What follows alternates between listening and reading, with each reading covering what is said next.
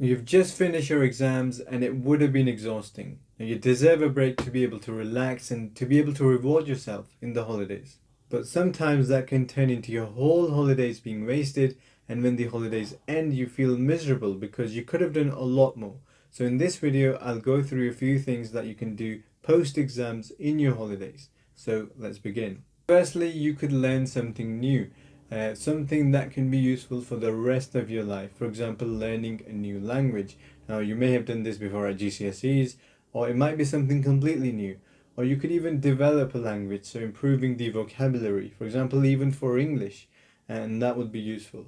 Or you could, for example, learn how to cook, and that's also very useful, especially if you're going to uni. You could also enroll yourself into a course or courses, and there are so many different websites that do it for free. So for example, FutureLearn or Teachable or MOOC. And there are so many different courses that you can do on each, and you should be able to find one for your interest. Now this may not apply to everyone, but learning how to drive. It's an essential skill, and the faster you have your driving license, the better.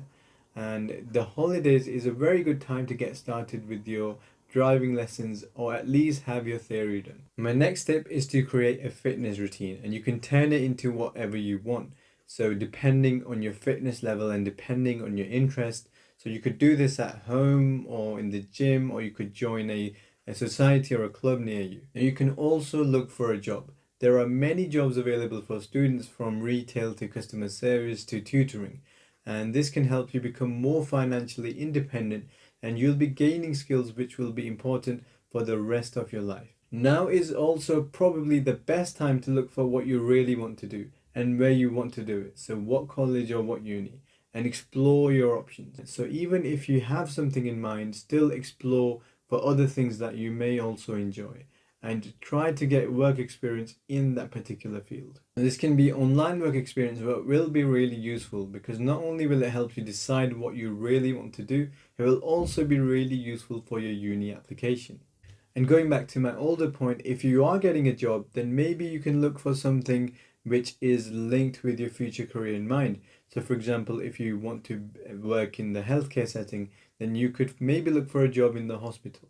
The next tip is especially useful for the students who are going to do A-levels. If you know what subject you want to do, then find out what exam board the college you will be going to does, and you can maybe get a little bit of a head start by doing a little bit of the content for that specific exam board. Now, I'm not saying cover the whole content, but maybe just go through the first few topics, because going from school to college is a big jump, and having that knowledge can help you with your transition. There are plenty of resources online, on websites, on YouTube. You could use those, or you could also talk to older years and get their opinion on how they're doing and what they did, and maybe apply that for yourself. Now finally, I would just like to mention that stop thinking and worrying about your exam results, because you can't change anything about them. Just focus on the things you can change and try and make the most out of your holidays. I hope everything works out. Good luck.